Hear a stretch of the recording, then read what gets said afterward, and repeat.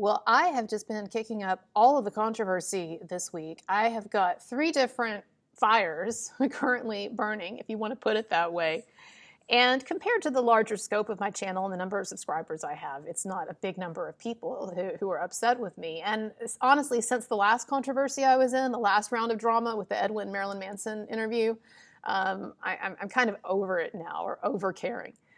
But I did want to address this. It's been a little while since I've addressed the controversy on my channel, and I have kicked it up this week. I've got a number of people, including some really diehard fans of mine, who are just very concerned. So the things I want to talk about, we're going to talk about the NXIVM controversy. I had Battlestar Galactica and NXIVM defender Nikki Klein on my show for an interview. I will be posting part 2 of that on Monday. No, I've not been deterred by all of the emails and threats and all the other stuff that I've been getting from people about that. I will be having her on my show again. I did have her on the show, part 1 of that interview on the show on Monday. And so that's kicked up a lot of controversy. Then what else has kicked up the controversy is the fact that people say I have now turned on Kanye. I'm not being sufficiently grateful for what he's done for Marilyn Manson, even though every time I talk about Kanye, I make a point of talking about how great it is that he has defended Marilyn Manson, and that I actually don't have a problem with 90% of what Kanye says, but I had enough of the Jew stuff. I've had enough of it. And I've also kind of had enough of him being in denial about his role in his marriage to Kim Kardashian. And I did a video on that. It's already out, so you can check that out. So the Kanye thing, some people are upset about that. And then what's the other thing? Oh, the Jeffrey Dahmer thing. I have been making comments on Twitter and on Instagram about how I'm sick of this cultural, societal repression where people feel that they can dictate to other people what they can watch, what they can talk about, and what they can dress up for Halloween. Because eBay just recently banned the sale of Jeffrey Dahmer costumes. All right? So I kicked up some controversy on Twitter with that. So I've got several things going here. Let's talk about the NXIVM. So I apparently have some in my fan base who are concerned that I might now be under NXIVM mind control. And I just want to assure you that I am not under NXIVM mind control. All right. I am going to start, I want to announce though that I'm going to be starting an organization in a couple of weeks. It's a brand new organization that I'm going to be promoting through my channel, and it's going to be called Hexium. All right. And so I'm going to be really pushing that in a couple of weeks.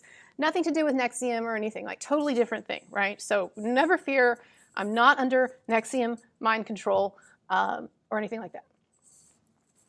Now, but seriously, I have had, after that interview, I've had multiple people not only complaining to me through instant messages and DMs and stuff, and I haven't even read most of them, right? I can just kind of skim even without reading them, and you can just see how the messages start and what they're upset about, right? But I have had several people who support me on Patreon, a number of people who support me on Patreon who have pulled their support and have let me know that it's because they did not appreciate that interview and I need to stop with that line of inquiry. And also, I've had people on PayPal, several people, which has never happened before, requesting refunds of donations that they gave me in the past because they are appalled. Now, again, this doesn't represent most of my contributors or most of my fans, but it's a very interesting phenomenon. And I have to say that the more that people try to pressure me to conform to what they think is proper or what they think should be allowed on my YouTube channel, frankly, the more it pushes me to investigate the things that they don't want me to investigate. And what I'm going to say about, and so, you know, you can threaten to have my channel demonetized, flag it into demonetization oblivion, as several people have done, several supposed fans. You can take away your donations from Patreon. I'm not going to refund anything on PayPal, but you can take away your donations on Patreon. You can stop donating on PayPal. You know, maybe we can have like a special live stream, and I'll just stream as my Patreon goes down. We'll just take it down to 0, dude. Take it down to 0. No, but seriously, I think that there's been a bit of a misunderstanding because I did not create this channel just to cover people that I think have been wrongly accused, whose cases I want to promote. And so I think that there is this misapprehension or this incorrect idea that anyone that I put on my channel or anyone that I interview on my channel or any case that's explored on my channel, I'm somehow trying to vindicate the person. You know, that was actually not the intent of starting my channel. The reason that when I started my channel, that I started with the Johnny Depp stuff is because I didn't know what else to do. I wanted to start a YouTube channel. I didn't know what else to cover. I had so many interests, and I was like, well, look, this Johnny Depp thing, it's something that I've already been following. I know it really well. I know there's a niche for it. I have some followers on Twitter who are into it, and I believe in it. So I'll start covering that. And then what happened is the Marilyn Manson thing happened several weeks after that, and so there seemed to be a lot of similarities, and so I picked that one up. And then the Cuomo thing happened a few weeks after, and there seemed similarities to that, so I picked that up. And before I knew it, I had established this kind of reputation for trying to vindicate men who've been falsely accused of Me Too crimes. And so I think part of the thing with the NXIVM interview is that people are fearful that this is like the first move in me trying to vindicate Keith Raniere. And to be honest with you, I did not intend to do any more than just this interview with Nicki Cline. I had been talking to her for a while. I do like her. Behind the scenes, I felt like a good time to do an interview with her would be when The Vow Season 2 is coming out, because it would be, you know, with multi episodes, putting out that perspective. And I thought there would be nothing wrong then with giving some airtime to someone who was a key player in this and really important and really at the center of all this shit and was actually on The Vow Season 2. Are any of you complaining to HBO about having Nicki Cline on The Vow Season 2? Or no, that's okay because that's safe propaganda, right? But anyway, so I thought there's no problem with it. And I did ask her hard questions. I asked her one question. I asked her the hardest question. I asked her in 3 different ways, tried to pin her down multiple ways, and then finally at the end kind of said, basically, I don't really buy what you're saying. It sounds, well, you can look at the interview. But I think that some of you just want an attack dog, and that may be how I am in my YouTube videos when I'm not interviewing someone. I get really, really pointed. But in interviews, actually, that's not how I roll. And that's not how I rolled with Evan. It's not how I roll with Nicki. And I did ask Nicki a number of questions. I asked her about Keith Raniere's convictions. We ticked through a number of them. We didn't get through all of them. Yes, there's a part 2 that's coming out. But I think that your issue with that interview was that I came across as nice. But I asked her questions. Or I think some of you just wanted me to keep butting in and interrupting her and contradicting her, but that is just not what I want to do. You know?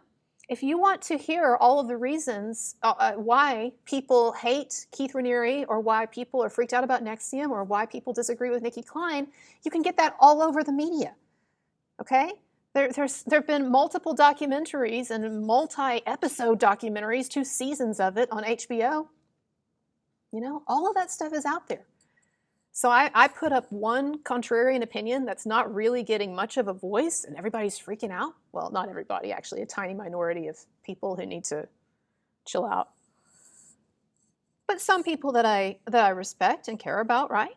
Some people, like I said, who've been donating to me for a while on Patreon, PayPal. Nobody likes to lose money. When these people tell me, bye-bye, I'm gone, I don't like it.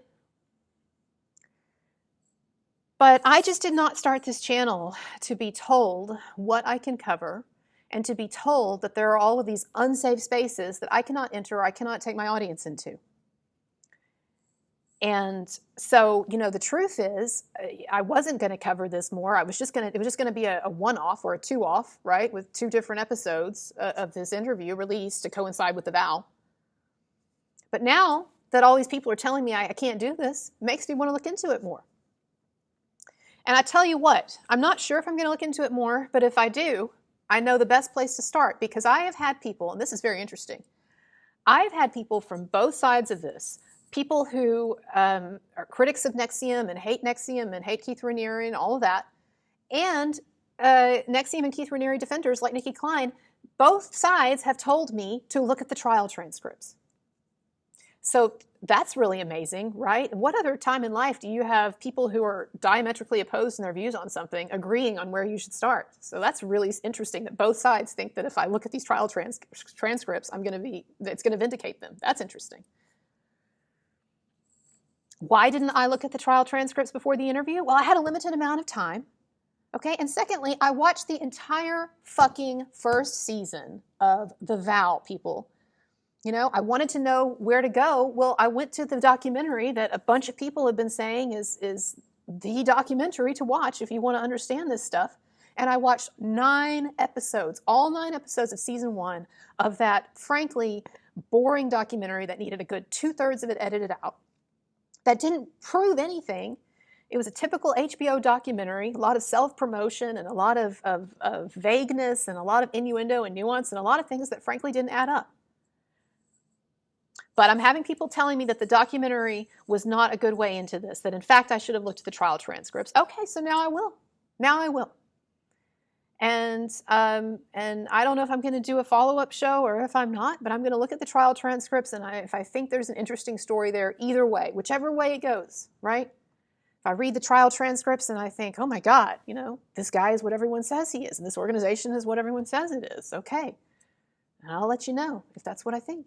Or if I read the trial transcripts and I see some stuff that's like, then maybe I'll let you know that too. But, you know, I do believe, first and foremost, in freedom of expression, and I also believe in having the strength to listen to an opposing perspective. And the feeling that I get is that some of you are so insecure in your own beliefs or in your own side of the story or in your own perspective or frankly in your own ability to keep control over your own mind that you are so threatened by anyone who puts anything out there questioning it or showing the other perspective that you freak out, and then you can't, and then not only do you freak out, but you seek to impose control on others through threats, different kinds of threats. I'm not talking about threats on my life, right? I'm talking about threats. I'm going to take money away. I'm going to stop following you. I'm going to tell everybody that you're crazy or you're horrible, or I'm going to start a flagging campaign to demonetize your channel, which I had several people tell me. Okay, have at it.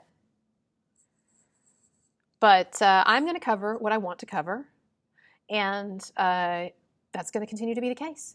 So let's just get that straight going forward. All right? And I don't think there's anything wrong with that. And I think that even looking at the dark side in life, or what people think of as the dark side, I think that's okay. I think there's value in that. I've talked about that before. So that gets us then into the Dahmer controversy. All right? Yeah, Jeffrey Dahmer, he did terrible things. I think we can all agree with that. But I do not agree that other people in society should be telling me what I can watch or what I can't watch, or what movies Netflix should make or what it shouldn't make, or what costumes people should be able to buy on eBay or what they shouldn't be able to buy. And this kind of hypersensitivity and hypermoralizing, you know, this used to be from the right-wing morality police, and I feel like largely that's fallen away except for the abortion issue, and I feel like this is mostly now a left-wing issue. It's this left-wing PC over hypersensitivity. And see, the thing is that those of you promoting this, you don't see where this is going to end up, okay? Because, yeah, first it starts with the Jeffrey Dahmer costumes, but what about all the other Halloween costumes? Why are we celebrating Michael Myers? Isn't he a psychopathic killer too? Yeah, I realized there wasn't a real Michael Myers, but so what? Right? Isn't that still celebrating that psychopathy and serial killing and all of that? And I hope no one is going to dress as a historical figure. You know, can we not wear Genghis Khan? Can I not wear a Genghis Khan outfit for Halloween if I want to? Because guess what? Genghis Khan killed a hell of a lot more people than Jeffrey Dahmer, and he did it in a much less humane way. You mean like, what do you say? What do you say, humane? Are you insane? Well, you know, Jeffrey Dahmer is a sick freak, and he did terrible things. But those people were sedated. Do you want to know what Genghis Khan did to people? Completely unsedated? But yet it's fine. Wear costumes of him, you know? I had a woman today tell me, I had 2 people today tell me that they had family members who died from violence, who were murdered. And they told me, how dare, basically, to paraphrase, how dare you promote, how dare you defend people's rights to wear costumes of cannibal killers after what happened to my son or what happened to my family member? You know, I hate this argument because what happens is people bring up their own trauma or they bring up their own pain, which I'm very sorry about, but then they use it as a kind of a trump card to end or to truncate all debate. And I know that tactic. I know what they're meaning. They're saying that my personal pain outweighs your philosophical perspective on this. No, it doesn't. Emotion does not equal logic. Okay? And so when I'm trying to make a logical argument and you're throwing emotion at me, that's not doing anything. Okay? All right? And so when you say, I had a family member or I had a son who was killed, what I'm going to say to you is, well, that's very tragic, but that's not my doing. And you repressing other people's rights of expression or telling other people what they can wear or what they can watch is, first of all, it's not in your purview. It's just not your right. And secondly, I don't think that it's going to address the woes of the world or what led your family member to be killed. And the problem is, it is a slippery slope, because maybe a lot of people can agree that Jeffrey Dahmer should be off limits, but then what about all this other stuff? You know? I mean, there's lots of costumes that people wear for Halloween that are potentially offensive, depending on what your personal experiences are. So do I just need to go around now pointing out different people on Halloween and telling them why their costumes are personally traumatizing to me?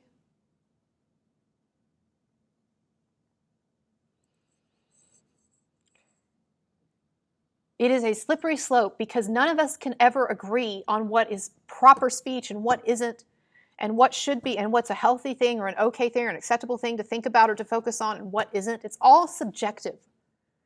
And so what we get into is you might be perfectly comfortable that your ideas are 100% correct, but you still cannot impose those subjective ideas on someone else. And I am just tired of being scolded.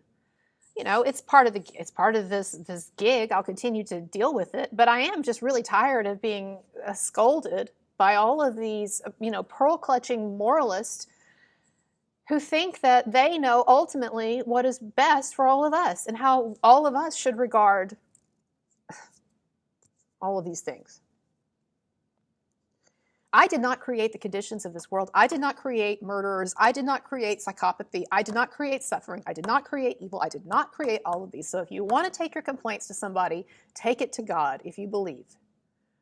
But otherwise, I'm just probably not even going to read these comments anymore. Because it's not because it riles me up anymore. It's just such a waste of time. You do not want to see a world in which in which your freedom of expression is so restricted to the point where you can't put on a Halloween costume, or Netflix can't make a show, or we can't watch a miniseries without being told how depraved it is and that we shouldn't watch it and being denounced. Everybody's been through tragedies. Everybody's been through horrible things. And if we start deciding that we can't depict any of these things because they're going to hurt somebody's feelings or upset somebody or re-traumatize somebody, then we're not going to have any art. We're going to have very little art left. We're going to have very little of anything left. But most people are just too dumb to realize that.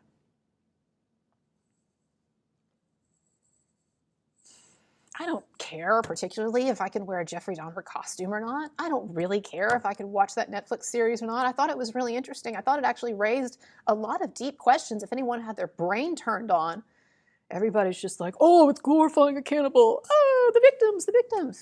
Well, I'm sorry for the victims, but I didn't create the conditions for the victims to have this happen to them. And since this is how the world is, then I think that there is some kind of value existentially and even artistically in facing it. And a number of you out there who are Marilyn Manson fans, you should get this. Some of the Marilyn Manson supporters upset that I put that interview with the NXIVM person, Nikki Klein, on there. I don't think that Marilyn Manson, as it stands right now with what I've looked into, I don't think that Marilyn Manson and the NXIVM leader, Keith Raniere, are the same thing. I feel very comfortable in saying that I believe 99.9% that Marilyn Manson is innocent. I feel nowhere comfortable saying anything about Keith Raniere. And if you put a gun to my head right now, I would say that I have a negative impression of him, all right? So,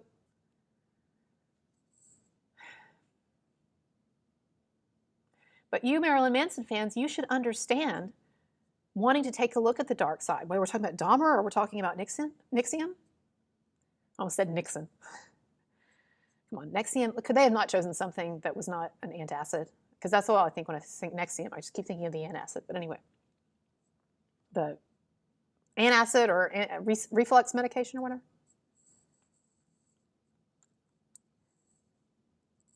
Here's the thing.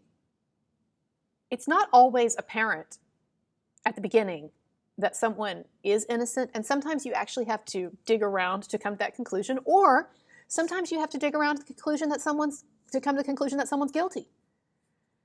It's really interesting to me that there are some of these anti-NXIVM people and some people in my audience who are so worried that if I'm going to keep digging into this NXIVM thing. What are you so worried about? If you're so convinced of your position and the righteousness of your cause, then what are you worried about? You should want me to keep digging. Oh, well, you're talking to Nikki Klein, though. She's using NXIVM mind control techniques on you in the interview. No, actually, that's just me conducting an interview in the style in which I like. You can look at the Edwin interview. It's the same thing. That's why people were pissed off at me back then. Some of you just wanted me to tell her she was a bad girl. That's what I think. Bad girl, bad cult girl. It's not my style, dude. Grow up. So, you can stop donating. We'll watch the Patreon go down to 0 if that's what has to happen. But here I stand. I can do no other. All right? Which leads me finally to Kanye West, which I'm also getting shit for. I have kept my mouth shut about Kanye for a long time because I really, really respected what he has done for Marilyn Manson and the balls on that man. And I respect that he's been trying to bust up cancel culture. He's been trying to shift the Overton window on acceptable public discourse so that people like me don't take so much heat for saying different things and doing different things and looking into different things. I respect all that. I respect that he's stood up for conservatism. I am slightly right of center politically, but I have very eclectic views. Like I'm very strongly pro-abortion and so forth, right? But I do respect the fact that he didn't mind putting on that Trump hat. Okay? It's not a Trump endorsement. I'm just saying I respect that the balls the guy had and the independence that he had to put on that hat and to say the things that he said. But the Jew thing has gone too far. It never should have even started. And that, again, Kanye can say what he wants to say. But the stuff that he's been saying about Jewish people, that is something that I feel the need to speak out against. And here we get into a really thorny issue, and I do not know the answer to this quandary. So I would love it if you would think about this and you can comment on this in the comments.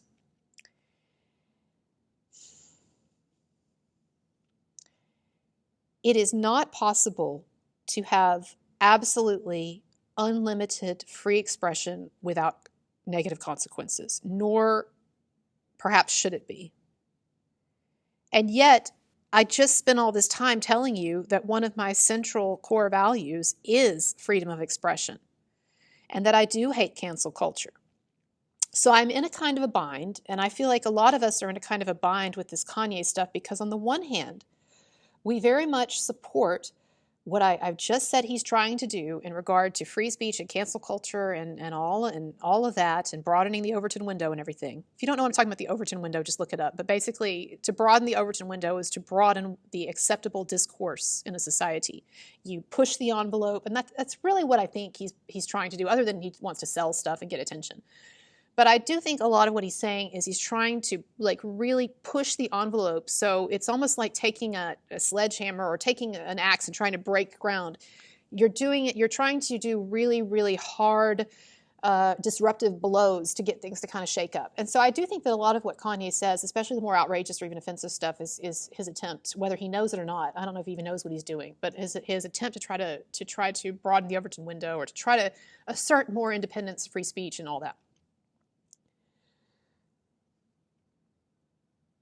But we do live in a world, and this is something that I've tried to say in my discussion of philosophies, we do live in a world where everything is oppositional and on a spectrum. It's very Hegelian, right? Dialectics between opposites. Everything in life is a dance of opposites. And you have a kind of a spectrum where you have things at the poles that are diametrically opposed, and then there's a spectrum. And there's kind of this dance that goes on throughout history. So what am I saying? I'm saying that on one side of the spectrum, we have absolute free speech. Right? Absolute free speech, where not only can you say whatever you want to say, but there will be no consequences for it. So in an absolute free speech society, 100% free speech society, Kanye could say whatever he wanted to about whatever races and whatever we some of us might think is a little nonsensical or very nonsensical or offensive or whatever, and there would be no repercussions. No banks are going to cancel him. No Adidas contracts canceled. No social censures. Everyone's like, well, free speech. I think that a lot of us recognize that that is a little too extreme, that there are still things that, such as anti-Semitic remarks that are not based on any kind of reality, that society just can't condone someone saying. Now, that doesn't mean the government gets involved. You know, I don't believe in what some of the European countries do, where if you say something anti-Semitic, then you have to, you know, face government sanctions or prison or whatever. Like what happened with Lars von Trier when he made an unfortunate joke that was taken the wrong way. Love you, Lars von Trier. You'll probably never see this, but you're a hero of mine, by the way. Not for the Hitler joke, because of the great movies he's made, and because he doesn't get. That's a man who has really tried to expand on free speech and fight cancel culture and put some crazy art out there. But anyway,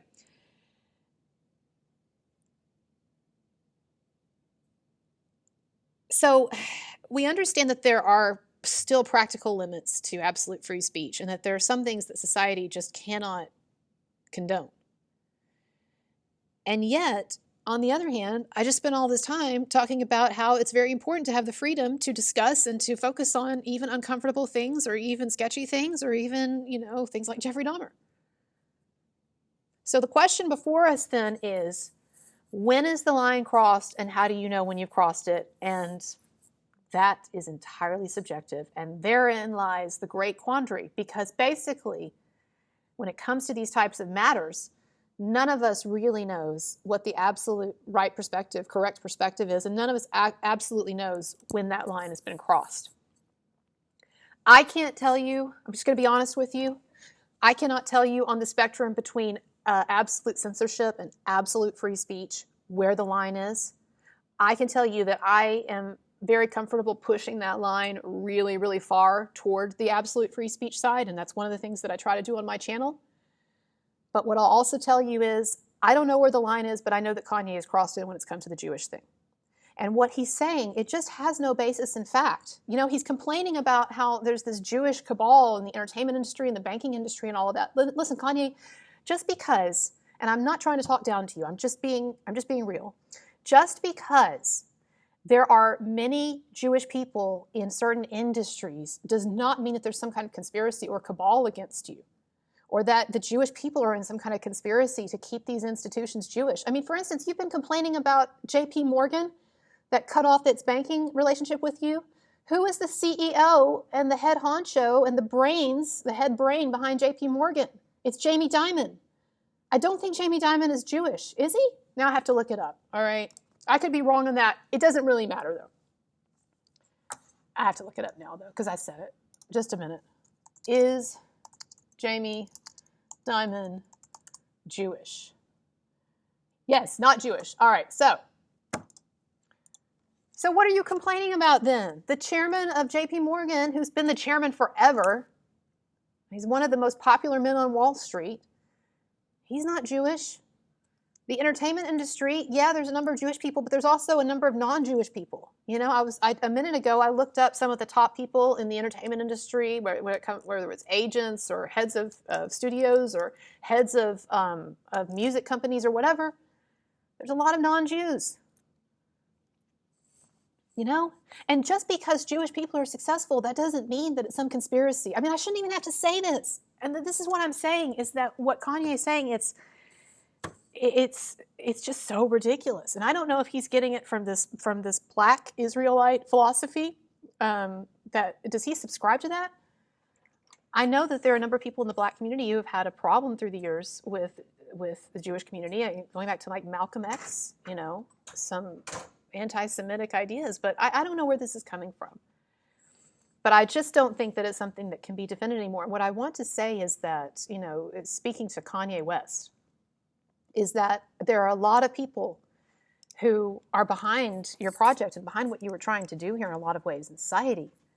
But when you start talking about things that are, there's just no way around it, but that they're blatantly racist, then it's a problem.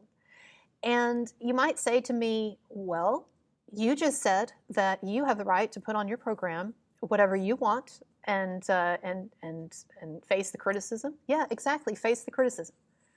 So I put things on my channel and I espouse things, or I investigate things, or I look into things, or I give people interviews knowing that I'm going to take hits for it, and I'm taking the hits in various ways, right?